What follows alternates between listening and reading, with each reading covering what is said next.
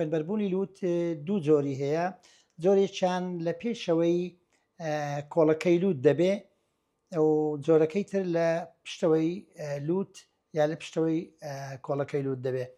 ئەوەی لە پێشەوەی کۆڵەکەی لووت دەبێ زۆربەی زۆری لە منداڵان ڕوودەدا لە سەدا 90 سەبەبی خوێنبەربوونی لووت بریتیە لە ئەوەی پێشەوە. جا لە بۆیە با باسی ئەوی زیاتر دەکەم. ئەویش سەبەبەکەی دەگەڕێتەوە بۆ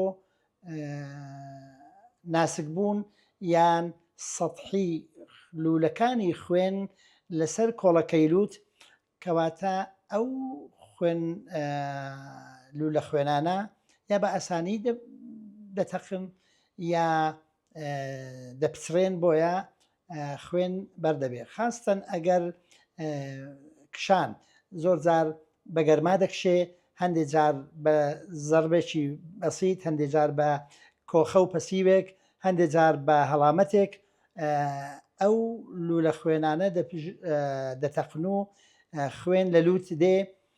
بە زۆریش لە لایەکی لووت دێ، ئەوە مانای ئەوەیە کەواتە لە پێشەوەی لووت هاتووە.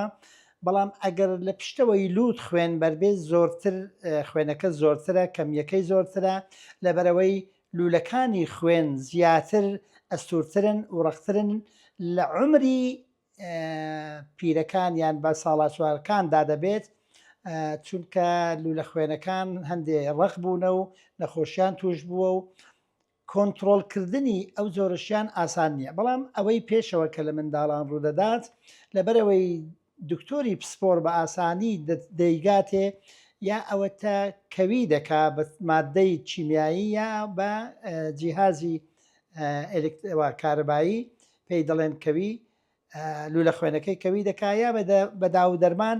و هەندێک جاریش سەبەبی تر هەیە، لەوانەیە کۆڵەکەی لووتی خوار بێ، لەوانەیە حساسی هەبێ، لەوانەیە هەندێ لوولەکانی خوێن نەخۆشیان هەبێ، لەوانەیە سەبەبی خوێنی با بڵێن نەخۆشی خوێنەکان بێ.